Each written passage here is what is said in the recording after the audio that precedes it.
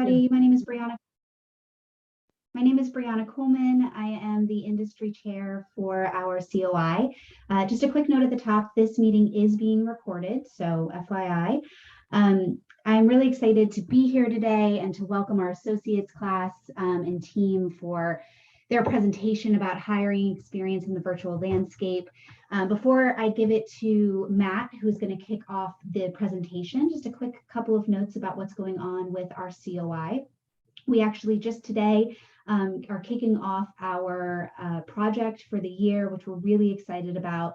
The project is all about how the federal workforce encourages or detracts from DEI&A, diversity, equity, inclusion, and accessibility issues with their practices and policies. And so we will be looking at the federal practices as well as industry best practices and data, and coming up with a to-be state vision for federal hiring and retention practices to encourage DEI&A in the federal workforce. So that's something we're really excited about. There is still time to participate. If anybody is interested in that project, please just shoot me a note after the meeting. I will put my email in the chat and we can get you hooked up into the group, which, as I said, launches this afternoon. So that is what we are up to as a COI. I am going to turn it over to Matt Dodson from our associates team, who is going to introduce the webinar for today and the team who will be speaking. Matt? Thanks, Brianna. Good morning, everyone. My name is Matt Dodson. I manage recruiting at Highlight, and I'm a part of ACT-IAC Associates, along with Claire, Tonya, Anna, and Sarah. We all, obviously, we chose evolving the workforce as our community of interest. So we were all brought together just a couple months ago, and we are presenting a case study in form of a panel focusing on the hiring experience in the digital landscape. The reason we went with a panel versus a white paper or something like that is pretty early on, our discussion was to evolve the workforce. We want to engage the workforce and actually host a dialogue with folks on the workforce to ultimately lead to folks in this group to hopefully have some takeaways that they can share with their peers, specifically focusing on virtual hiring. So if you can go to the next slide, Claire, and thanks to Claire for running slides this morning. We'll get into introductions for our panelists in a moment, but briefly wanted to talk about just objectives and what we hope to accomplish here. Just to start out, when we were first putting this together, we realized pretty early on that virtual hiring has been around as long as it's possible. Phone interviews have been conducted, folks have been working remote instead of on site. So we're really focusing today on virtual hiring in the last 18 months as a result of COVID-19, a result of lockdown.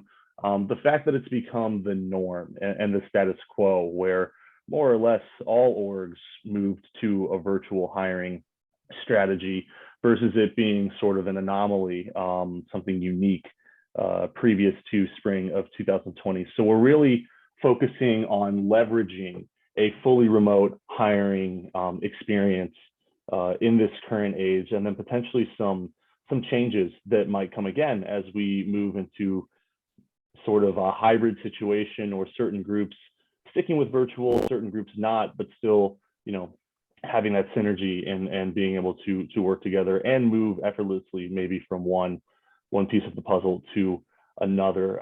So the main takeaway and our main objective here is to hear from our panelists, subject experts on both the hiring side and sharing experiences from being a candidate in this virtual landscape, being able to answer a couple core questions, but really letting them run with discussion, and then opening up to questions for anyone in this meeting to just learn a little bit more about personal experiences and how each of them has been able to leverage this unique landscape that we've been in the last year and a half or so.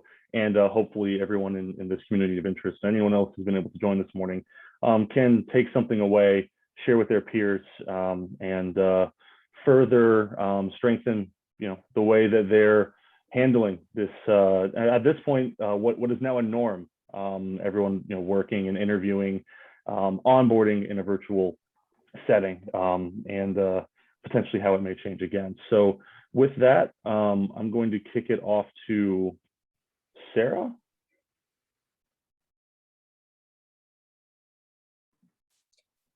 Thanks, Matt.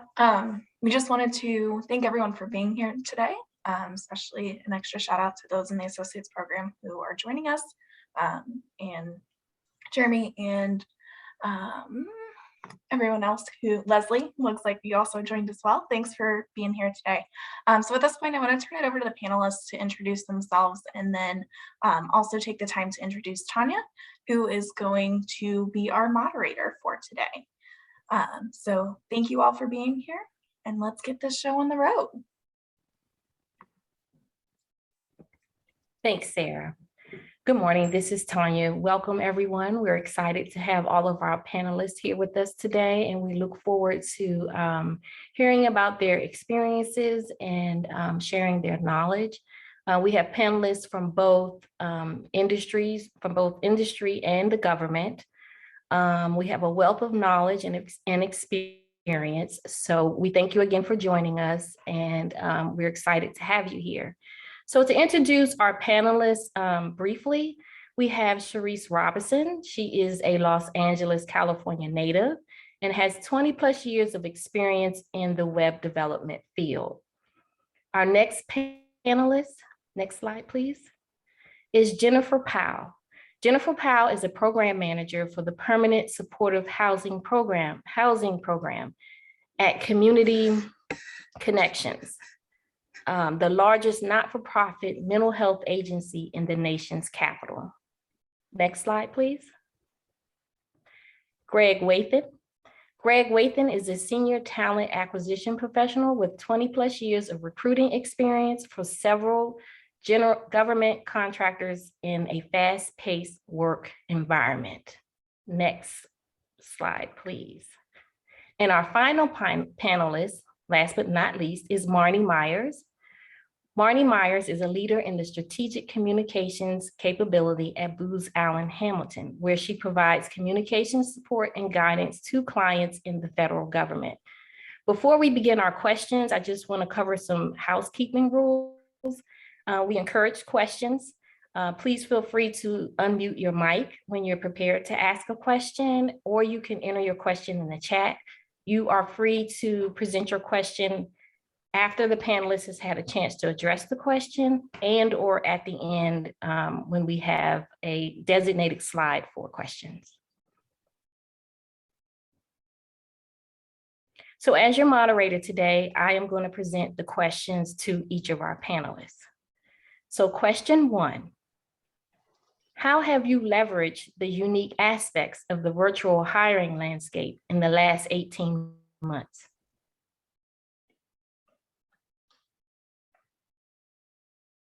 Greg? Sure, happy to get things started.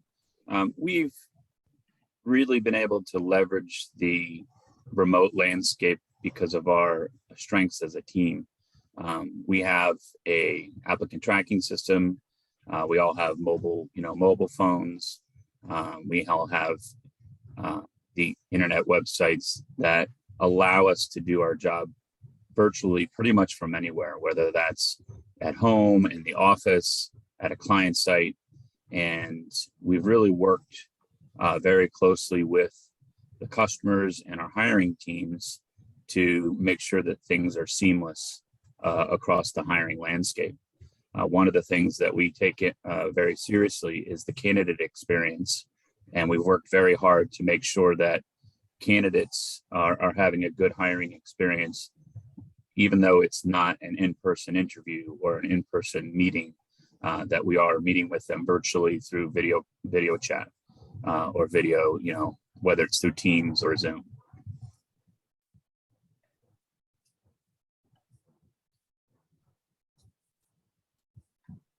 So this is Marni. I can address this one as well. Prior to the pandemic, my team, I can't speak for all of Booz Allen, but my team focused very much on in-person hiring events. So having the candidate come to our headquarters in McLean and have interviews with We like to have at least 2 or 3 people interview each candidate. Occasionally, we would do phone interviews if the candidate couldn't come to McLean. And I don't know why we didn't embrace virtual interviewing before, but when the pandemic hit, we switched to doing all virtual interviewing via WebEx.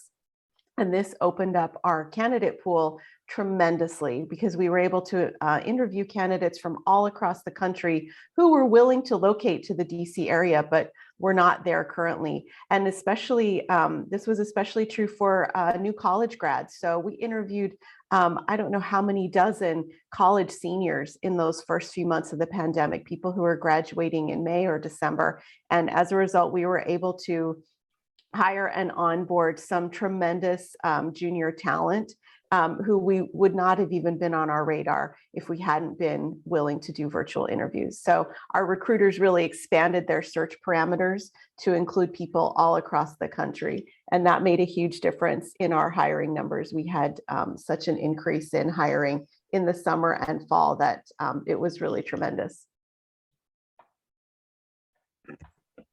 Great, thank you for that valuable feedback, Greg and Marni. Jennifer or Charisse, do you have any input for question 1? Shall we move on? Okay, on to question 2. I'm going to direct this to Marni. Anyone else can feel free to add their feedback or input. Marni, what are the key differences in virtual versus in-person interviews? And how does that change your approach? Yeah, this is a great question. I think I noticed in my team that since we're doing interviews from home, there was a tendency for people to show up in a very casual manner because you're maybe sitting on your sofa or you have been all day. I feel that it's important to still present a professional appearance and exterior to the candidates, even though you're on video. All of our candidates were dressing up in suits and ties and professional attire, even those who are in college, and that may have been their only professional attire.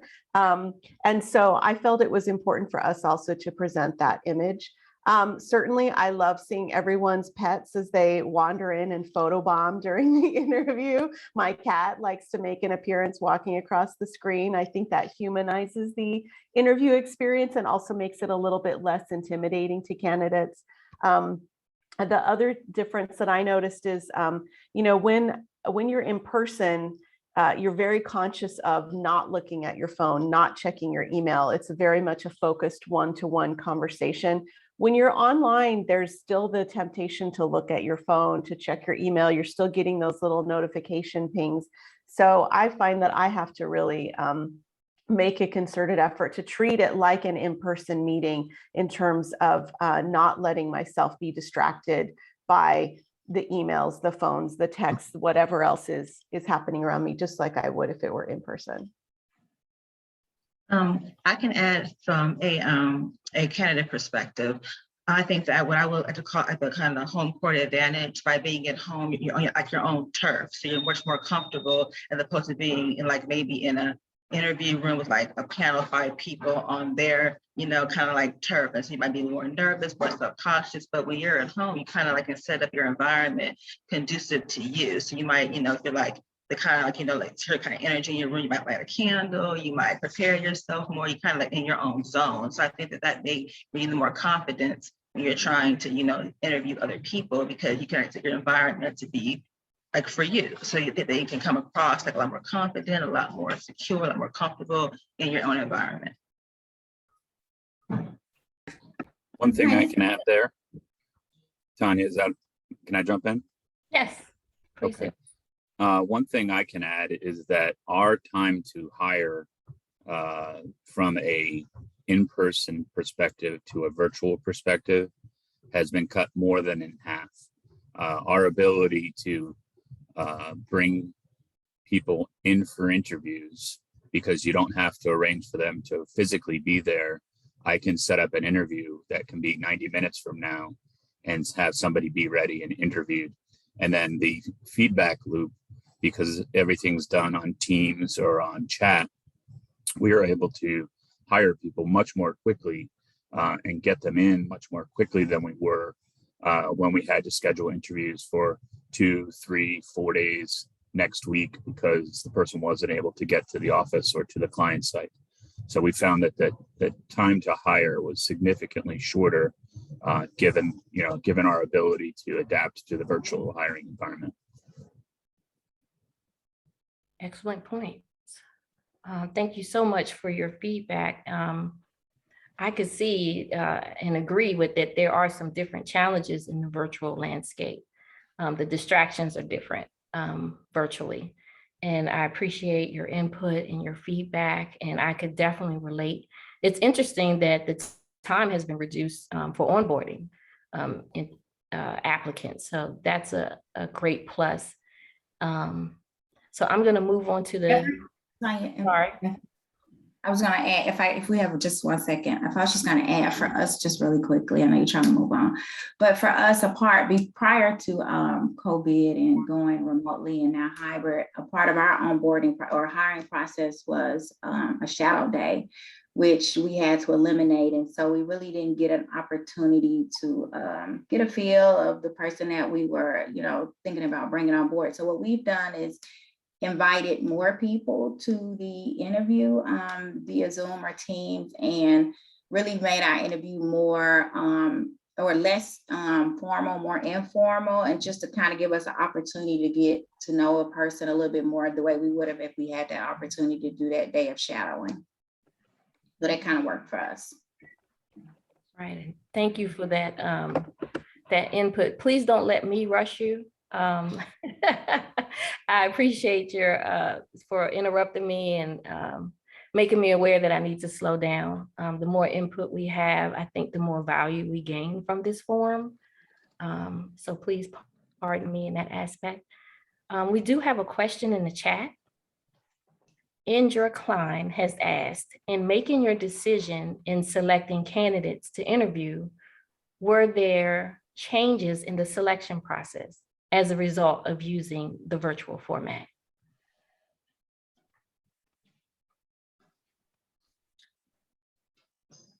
From our perspective, I would say no. I think that our selection process for who to interview was pretty consistent because we were already doing, the same process. We were just doing it in the office where we were reviewing resumes from our applicant tracking system and from the cleared jobs and Monster and Dice and those websites. So I don't know that our selection process was altered. I think that our process has been altered in who we decide to interview based on the fact, as was stated in the previous question, that we now have more opportunities to that we can interview quickly. So it's, hey, maybe before we wouldn't have really gave this applicant, an interview, but now, hey, we're here, we have that time, we can do a little bit quicker, things can move a little bit faster. So, hey, let's take a chance and see. So I think I think that opened us up a little bit more to give more opportunities, and maybe where we wouldn't have when, when we were really strict with our schedules, and, to get everybody in a room at one time was really hard. So, we really needed to narrow down who we would bring in, but I think now we went the opposite direction.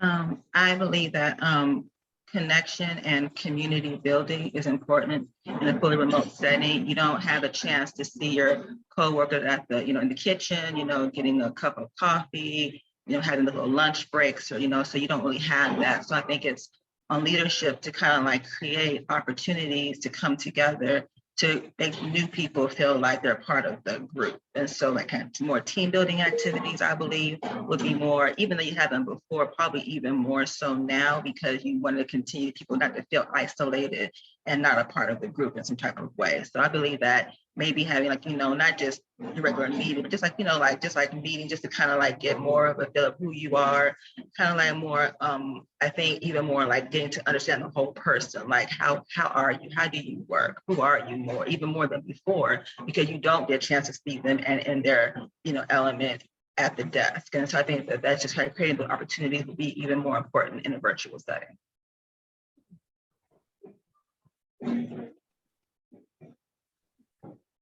So we have received another question from Brianna. Have you found improvements to hiring people with disabilities or accessibility needs as a result of them not having to come into the office to interview? If you need me to repeat the question, I can. We haven't experienced any changes with that. No. At least I not don't on know my that we team. have either.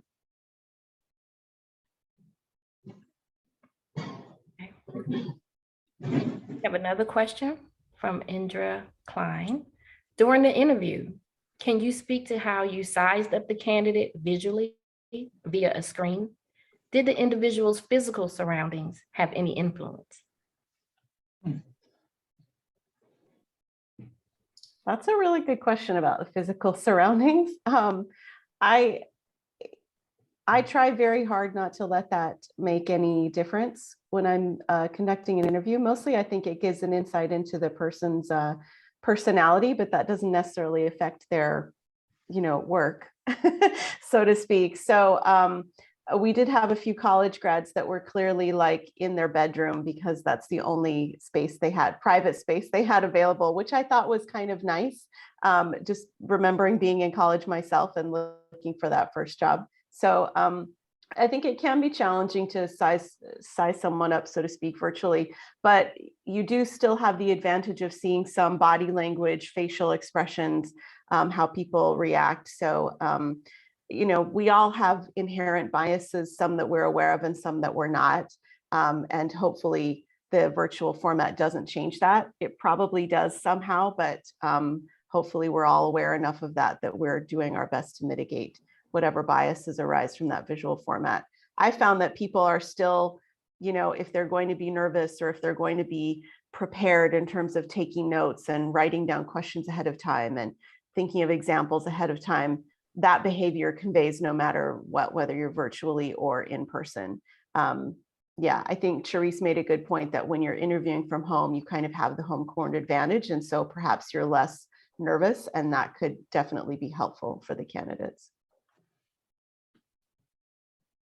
I think that, as you try, you don't definitely want to make anything about a visual aspect when you're doing a hiring process. But I've had, people come in on an interview in the car, and in the Starbucks. And for a second, I do think, okay, why are they in their car in Starbucks? But then I have to remind myself, this is kind of, where the world we're living in now. And so it may be just our new norm and just, and keep moving.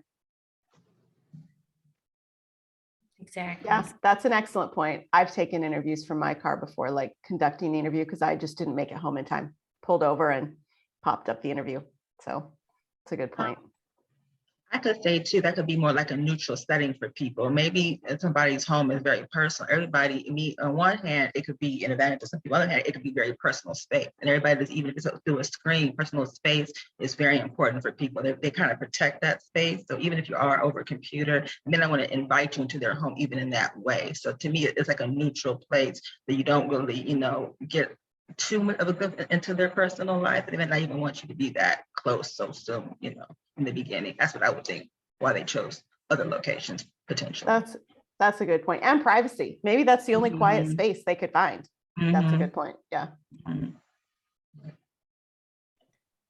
So Susan made a comment initially before we get to the next question. Susan agrees with Charisse. The candidates are not frazzled from time, travel, etc. And she also agrees with Greg. It's a very efficient use of time to be able to interview candidates virtually.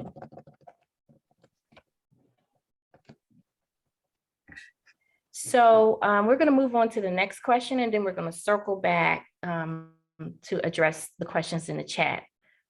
So the next question, I'm going to direct it to Charisse, and everyone else, please feel free to provide your feedback and input after her response. Charisse. Are we on 4 or 3? We're on 4 now. We are on 3. Oh, on 3? Oh, we did 3 already? Okay, I'm sorry. No, we're on 3.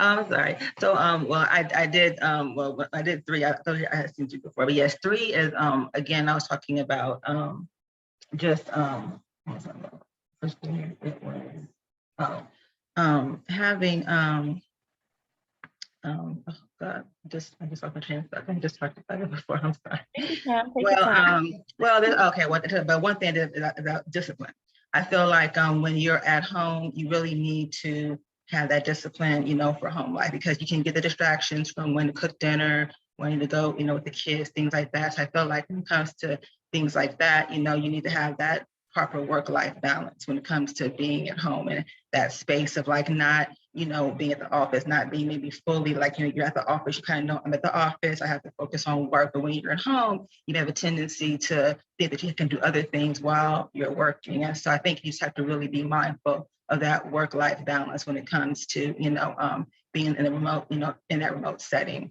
And making sure that you, okay, now it's time, I do work, I allot this time to do work, and then now it's time to get off of work and then move on to another, thing like cooking dinner or dealing with the family, things like that. So I think that it's going to be more important even now to have that separation. Since you are at home, you have a tendency to blend things together. We might work too late, or we might work, not enough, you know what I mean? So it's like to try to just find that proper balance in between, I think is important, especially for new hires trying to get in there, trying to, balance that, work and home life and things like that. And I think also, again, just to copy, what I said about the whole community and, team building and making sure that, when you are a new hire, that you do, have that connections, that's still important, making sure that we make people feel like they're part of the, the family, or, the team, and, creating those opportunities to make sure that they're feeling more part of, the team. Thank you, Charisse. Does anyone else have any input? I could add to that one. I think as far as the how the needs changed, as far as onboarding, we started to realize once we went remotely that a lot of our onboarding was done informally, peer-to-peer in our workroom, what we called our fishbowl. And so we started noticing gaps. And so to kind of counter that, we created cohorts with new staff and existing staff. And then we just, as we went more to a hybrid situation, we were creating those spaces and those times where they can be together and continue that onboarding, that informal onboarding amongst each other. Thank you. Thank you, Jennifer. So if no one else has any further input for question 3, I'm going to move on to question 4. Our final question, I'm going to present it directly to Jennifer. All others, please feel free to provide your input after her response. As the workforce potentially moves towards a hybrid setup, what changes do you see in the future? I'm not sure what changes will come in the future, but I think that as hiring managers, we have to be open-minded and flexible, and constantly looking at the needs of the candidates and our new hires. As Carissa stated, I think it's really important going forward that people do, or that management does, to make sure that staff feels connected. It's hard to work toward a common goal, or a goal when people don't feel a part of the team. And I think we'll have to go a little bit beyond like team building exercises. We'll just really have to be creative in how we engage and include everyone in as we move forward. One of the things that I had have started to experience, or we have started to experience, is I think everybody, certainly with the pandemic it was a shock, it was a huge change. But then as everybody settled in and realized, what, I can do my job remotely. There seems to be a shift in the workforce over the last 6 months as people are now starting to look for new opportunities. And I have had many candidates say to me that they're only considering fully remote opportunities. Fortunately for Highlight, many of the projects and programs that we're supporting right now are fully remote. So we haven't had too many struggles, but I know in talking with other colleagues in the industry, they're having a hard time getting people to come back to the office, whether it's full-time or hybrid. And so I think that we need to pivot and make some changes to, the hiring process and internally within the organizations. Is there any real reason why this person needs to be on site? Certainly with cleared work and sensitive material, that would be the case. But for many uncleared positions, which a lot of ours are, there's no real reason for somebody to come into an office. It's an increased cost, it's an increased convenience. And our company in Highlight has really made an effort to try and allow as many people as possible to work remotely. So that's something that I think I certainly value, and I know many of the rest of us within the organization value. I agree with what he's saying, because I think that they lose talent a lot when they don't have conditions that are conducive. Sometimes people are like, oh, I can't do this. And I know I can get more money here because they're gonna let me to work remotely full time. So I agree with that. You kind of may lose potential candidates because, you don't have conducive conditions for them. But even taking it from outside the workforce, I'm noticing in a hybrid setup, I'm noticing that the surrounding communities that are used to people going to lunch and the restaurant, I see that being maybe really affected by, the remote. Even though I enjoy working from home, I do understand that there is an economy that may suffer as a result of people working from home. So I know a lot of metro people aren't, traveling like they used to. How does that impact the metro system? How does working from home impact the restaurant? People that are, not going to lunch, every day. I know that there are certain small businesses or small cafes around the Union Station area, Northeast, that I know probably could not survive when the pandemic hit. So I'm just kind of, curious as to see what happens to some of these businesses that rely so heavily on people going to work every single day, and how does that impact the economy as a whole?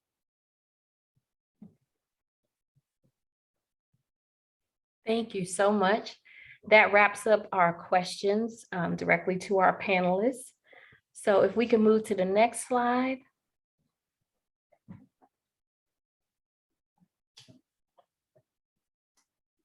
Thank you so much, and we will move on to questions.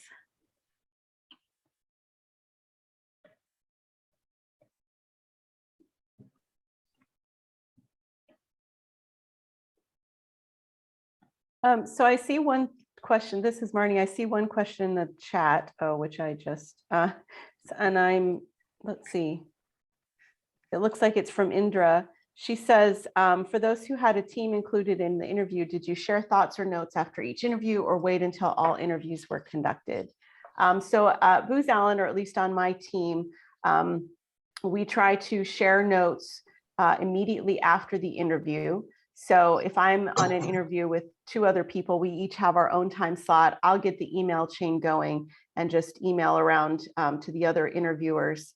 What did you think? Here are my thoughts. If I'm the first interviewer, I'll just get the email started, but I won't include my thoughts because I don't want to bias the last interviewer who's going to see it before they interview. But just to get that going, and then we all like to get on the same page that way, and then send a consolidated feedback to the recruiter. So that's how we handle it. In the past, we have done phone debriefs afterwards. So we would have a hiring event where many candidates were interviewed by people from many different teams.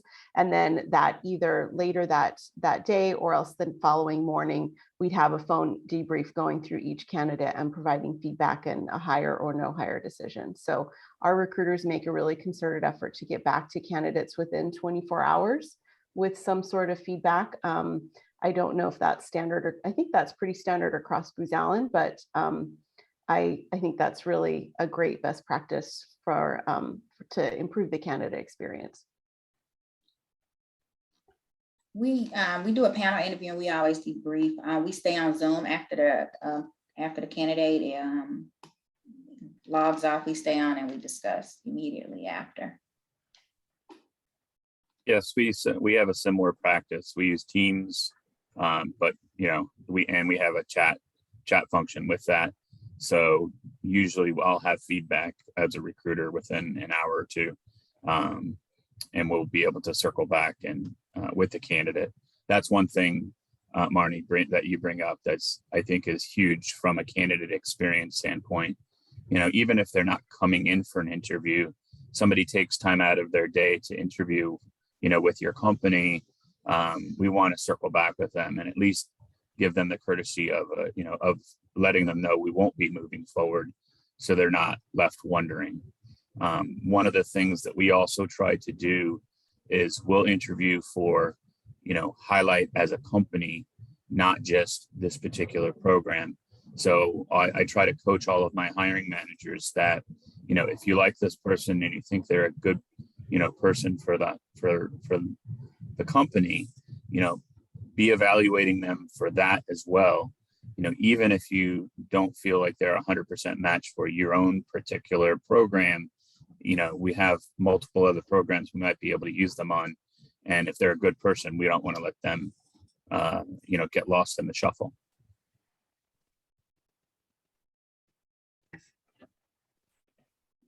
So we have another question. It's an onboarding question from Leslie Berry. What have you instituted to onboard and make candidates feel welcome and part of the team in the virtual world? And what are you going to keep as we go forward in the new normal?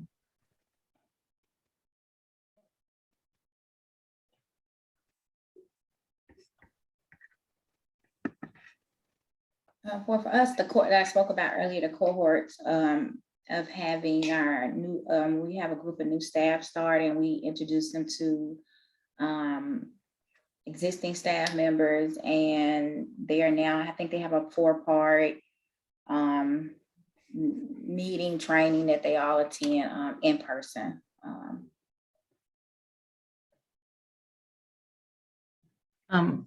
I know when I got hired, my supervisor had me meet with key people, in the office I would be working with. And, so it was like, virtual interviews, we did it through Skype.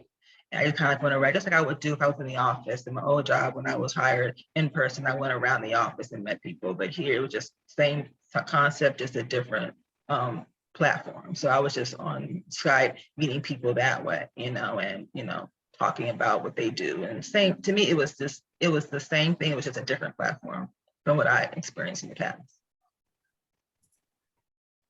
Yeah, and we have a similar process at Highlight. We are,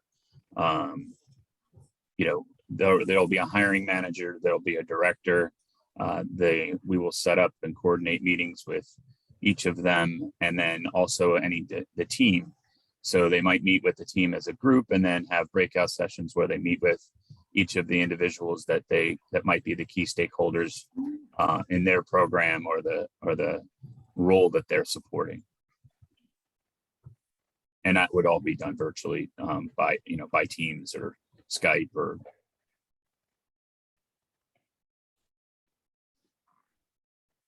Okay, so we have another question from Indra. From an accounting perspective, were there any conversations with respect to Nexus and any other tax implication for hirees working out of state as a result of the pandemic?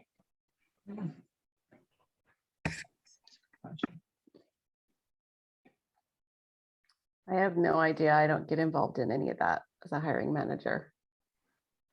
We actually had quite a bit of this because we were hiring people all over the country for the SBA PPP loan programs. And we had people, I think, in 48 of the 50 states. And that was something that we dealt with very early on. But it ended up not being that big of a deal, as they were, wherever they were residing, they were paying those local taxes as if, they were working locally, is the way that I understand. I'm not an accounting person, but, that's, we did have to ask those questions, or we were asked those questions on a number of occasions. And, if somebody lived in Florida and they didn't have any state sales tax or state property tax or income tax, they weren't paying Virginia income tax because they were living and working in Florida.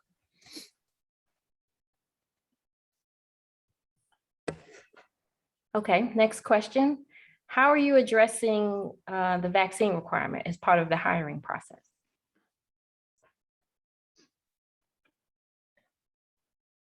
So Booz Allen is a federal contractor, which means that we're subject to the mandate for federal contractors set forth by the president. I think our recruiters raise it during the initial phone screen, and it's part of the package of the materials that is sent to the candidate before the interview. If the candidate requests an accommodation, or if we are making the candidate an offer and they request an accommodation, we refer them to our accommodations team to process that. So we are doing our best as hiring managers and interviewers to not make that a part of the conversation, because it can be so polarizing, and simply respect everyone's decision while still maintaining our position of requiring vaccines or an accommodation because we're a federal contractor. And similarly, we have done the same thing, where I've had a number of people who have refused to move forward with the process when they found out we were a federal contractor. So, people are going to make those choices, and we just provide them with the facts that, we're a federal contractor. We're, we are having to follow the mandate and letting them make their decisions as to their level of interest and whether or not they want to move forward. Up until this point, that's not a conversation we have during the interviewing process, but we have been discussing maybe that is something we should bring up in the interview process to allow people to say, hey, then this isn't something I'm interested in, as opposed to what we're doing now is to hiring people, getting them on board and doing the onboarding process, or they start that waiver process and maybe not being able to get the waiver, and then maybe not being able to start work or continue working. And so we are starting to think that maybe that's something we should lightly mention, that we are also under the mandate. And so that's something we're thinking about that we probably should start addressing in our interviews, just to give folks a heads up. Okay, next question. What about holiday events? Are you still doing remote events or not doing events at all for holidays? Well, last year, it was my first holiday event with BEP, and they did a virtual Christmas celebration, and we all got our little glass of champagne. Of course, it wasn't the same, what I mean? But it was, to me, it was, I appreciate the effort of them trying to bring everybody together, trying to create that connection and community building, which I think is important. And so they try to do that through a little Zoom holiday party. So it was nice.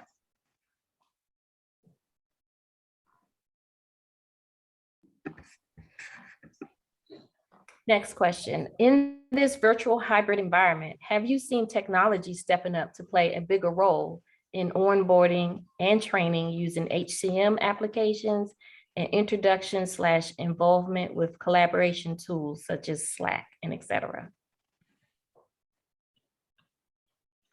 Yes, we use Teams, Skype, WebEx, all of those.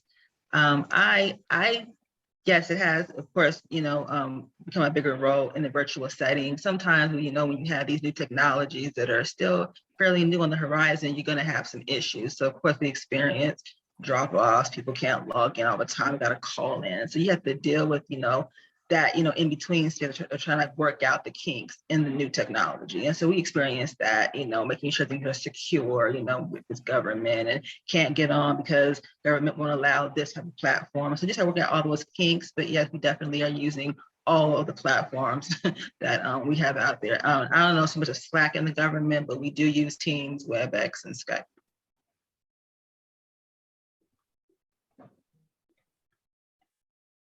Next question. Whether full-time, work from home, or hybrid setting, how are you maintaining compliance with regard to labor-related posters to include employee attestation and verification?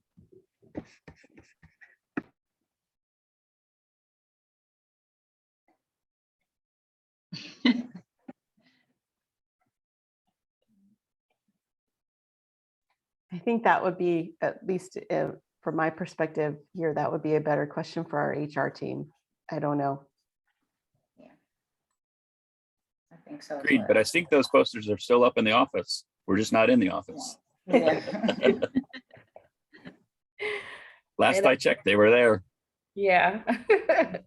So we're still adjusting. It sounds like we're still adjusting, obviously. I do have another question. As a result of the hybrid setting, what changes have been made to policies, training, and necessary counseling or appreciation with regard to employee performance?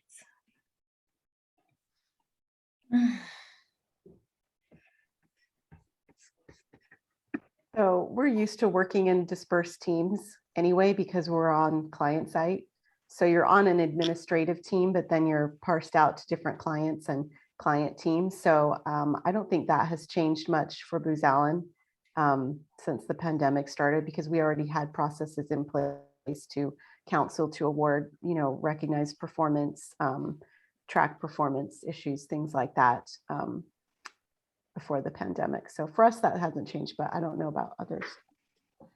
I did a training I was responsible for training all the offices on the SharePoint Online platform. And so I used the Skype platform, and it was just sharing screens and asking questions, just like this platform right here that we're doing right now. But also I offer follow-up, because sometimes everybody can't learn very well in one setting. And that's kind of what I'm kind of saying about kind of like this new normal, kind of like figuring out how people's learning styles are. Some people can't really grab information in a big group setting. So I offer them, okay, if you need some one-on-one, do you need some extra attention or help? I provide that, because I'm understanding everybody can't grasp things in one way. And it may take them a couple of times to actually understand something. So understanding how people learn and getting to know that person and how they work will make them more successful. So if I can give them opportunities to help them outside of the group setting, one-on-one or a small group, and then they can do it that way, I've seen them do a lot better and feel a lot more comfortable, because they're not being called out or not being able to do like one or two times in a group setting, and that's it, just to kind of leave them hanging. No, I try to follow up with them to make sure that they really understand, and that they need some help, they can always reach out. Yeah, we have several initiatives that we've implemented over the last 18 months. We went to a more frequent, Highlight Cares email notification, where that comes from our CEO and president. That went from maybe once a month or once a quarter to actually multiple times a week now, or excuse me, multiple times a month now, with recognizing people's birthdays and new hires and what's going on in the organization, and community involvement and volunteer opportunities. And then we also recently implemented a new tool called Bucket List, which gives us an opportunity to recognize different team members by awarding them, point systems, which they can then use for gift cards and that kind of thing. And it's been a pretty interesting new tool that we've been able to take advantage of, and that we've recently implemented it over the last 3 or 4 months.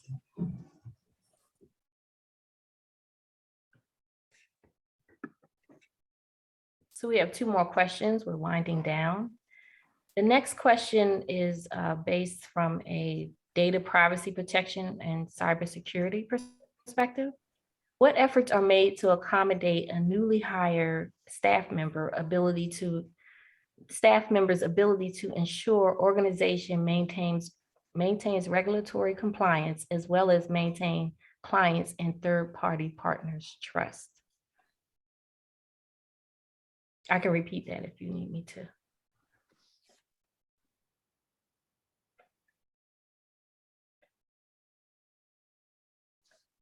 I think our IT team handles that part for us. So I'm not really sure about that part. Yes, we also have this as part of our IT onboarding program. All this kind of data, privacy and protection, compliance are all onboarding documents that each candidate and new hire is required to complete and go through a kind of training program. Okay, I think this is our last question.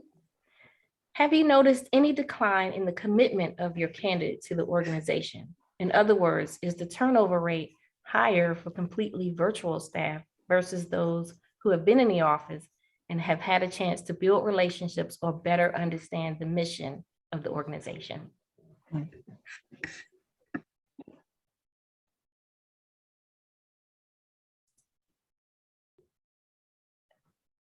I'd see that would be probably organization dependent. Certainly, I would feel like in our organization, I think it's had the inverse effect because of all of the awareness that we have to this potentially being a problem, right? You don't have the community involvement. You don't have, chats at the water cooler or the coffee machine in the kitchen. So we very early on, and not we recruiting, but our HR team and our leadership team took on, that task of how do we keep people engaged? And I think it's all probably organization to organization and how much are they making it a priority, to retain and to keep their people involved, retain their staff and keep their people involved in the organization. We did notice that our candidates that were hired during the pandemic had a higher turnover rate. And so we started looking at ways to keep them more engaged and feel more included and more part of our team.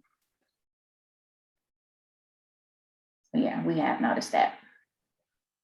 What are some of the ways that you guys have implemented? What are some of the changes? I think for me personally as a manager, I now do, before with staff, I did a weekly supervision with staff. And so with new staff, I do 3 supervisions a week with my staff now. I mean, we meet virtually 3 times a week as opposed to once. And then the cohort system that we now have with our new staff, that we include current staff in that group and allowing them to get to know each other and spend that time with each other and learn more about our goals and our missions and the clients that we serve in a more informal way, and build those connections with each other. Mm-hmm. Mm-hmm. Thank you. I think that is all the questions that we have. As we wrap up, thank you again for joining us. We are honored to have you here today. We were excited for this panel. Thank you so much for sharing your wealth of experience with us.